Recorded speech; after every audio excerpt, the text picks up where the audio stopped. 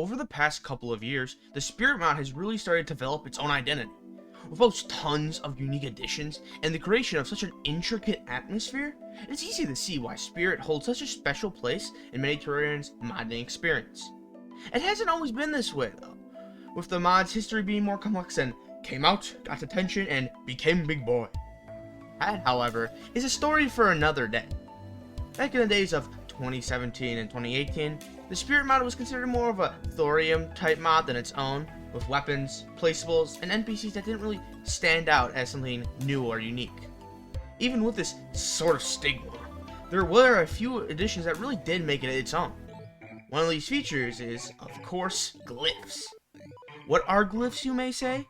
In the Spirit mod, there is a small percent chance that blank Glyphs can drop from enemies, and a 100% trap chance from bosses on the first time they are beaten. After obtaining one of these, you can create an empty house with a blank Glyph in your inventory, which gives a chance for the Enchanter NPC from Spirit to move in. Once he moves in, you can see he sells different types of Glyphs. Get prepared to hear Glyphs a lot, like a lot, each giving a unique effect to a tool or weapon. To put it on simple terms, simply take the item of choice, hover over the glyph, and right click it on, which binds the item to the weapon or tool, giving it the effect. Something else you might notice is that to get these special items, you need to sell him the blank glyphs you collect, which he enchants into something useful, except null glyphs, which require 5 gold coins and nullifies an already placed one. I'll leave a link in the description to the wiki with all the different glyph effects and requirements, as I just do not have the patience to go through all of them, which there's not a lot, but still.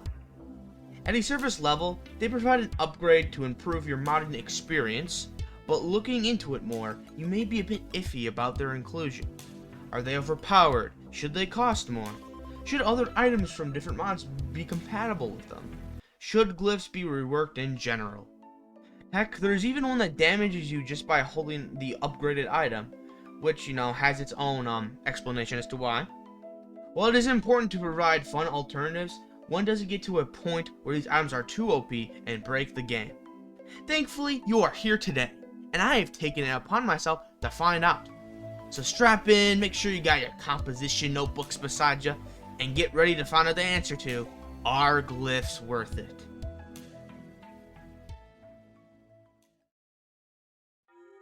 Starting off, we will take a look at a more utility-based improvement, the efficiency glyph. The only requirement for this glyph is for the enchanter to be present and to have one blank glyph in your inventory. You are able to apply this glyph to tools, and it increases your tool speed by 30% and your tool range by 2. The question now is, how much does this affect the tool it is used on? To show this, I will show both a glyph and non-glyph digging test of a 25 block wide area. I will also use both a Deathbringer pickaxe, because Crimson's cooler, and the Shroomite digging claws to show how they may affect different points in the game. Without further ado, let's get right into the testing.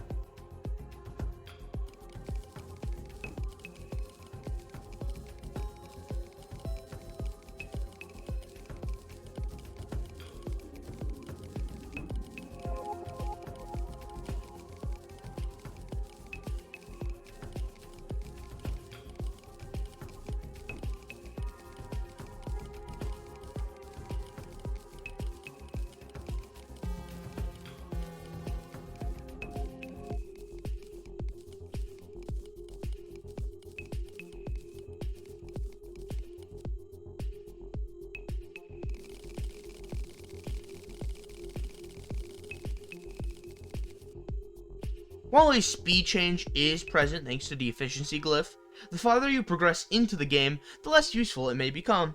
In other words, while the Deathbringer pickaxe test has a noticeable difference, the Shroomite digging claws barely got a little over 1 second faster. Some people might find this worthless, others valuing this glyph highly. Personally, I fall between these categories, since using this before the pickaxe axe or so seems to be pretty worthwhile. Now enough of the pacifism, time to move on to some more offensive glyphs, which hopefully provide a bit more of an advantage.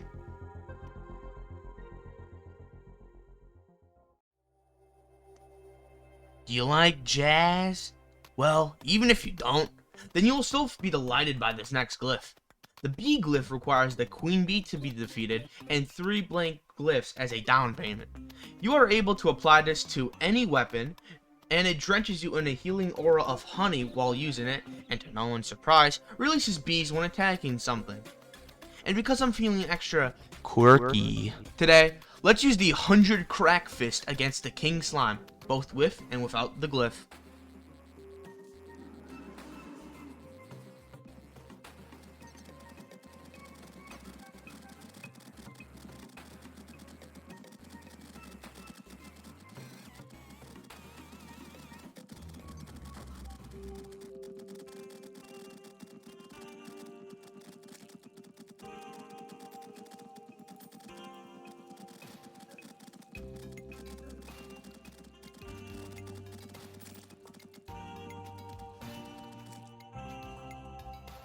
It might be a bit hard to see, but the bleed glyph actually provides a good amount of improvement, provided my demonstration contained a few experimental errors.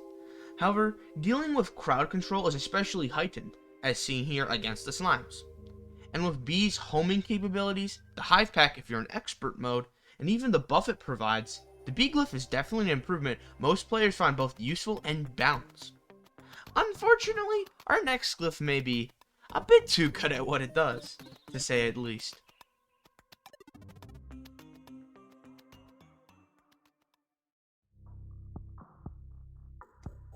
Last, but definitely not least, is the Phase Glyph. Requiring the Dust King to be defeated, a Spiritmon boss, and 4 blank glyphs, the Phase Glyph is applicable to any weapon and increases crit chance by 7%, grants a dash every 12 seconds that increases your speed for a set duration, and scales your weapon damage to your current speed. If any glyph is broken, this is the one, as pairing this up with the Burden Breaker from Calamity or other such items breaks the game. See what I did there? Even without using these kind of breaking items, makes Duke Fishron feel like Queen Slime. But actions speak louder than words, so feast your eyes on the mess that is the Phase Glyph.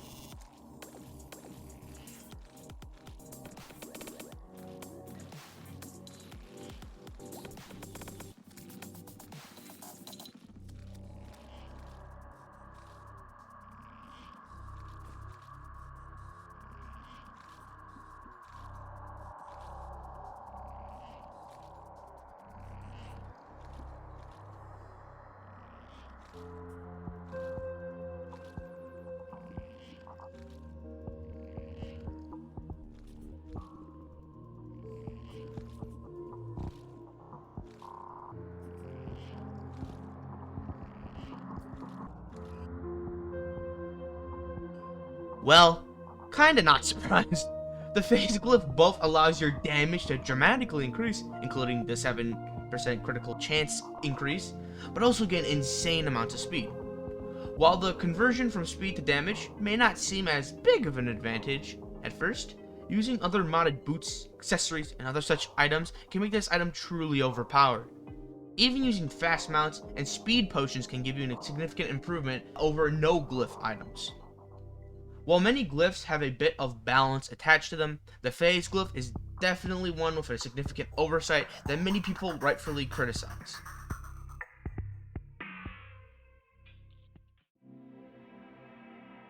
From useful to downright game-breaking, glyphs have the potential to both give players a new way to play the game, or essentially a tool to cheat with. You might ask, why didn't you use this glyph? Or why not this weapon? Part of it because these are glyphs I'm experienced with, part of it because that's what I thought would showcase glyphs as a whole, but I believe the results speak for themselves. In their current state, many glyphs provide fun possibilities, with some more developed than others. It is also kinda sad to see that most glyphs are weapon exclusive, leaving out many possibilities for cool tool related ones. But with Spirit devs reworking their mod, I hope that glyphs won't just get a serious revamp, but many additions as well.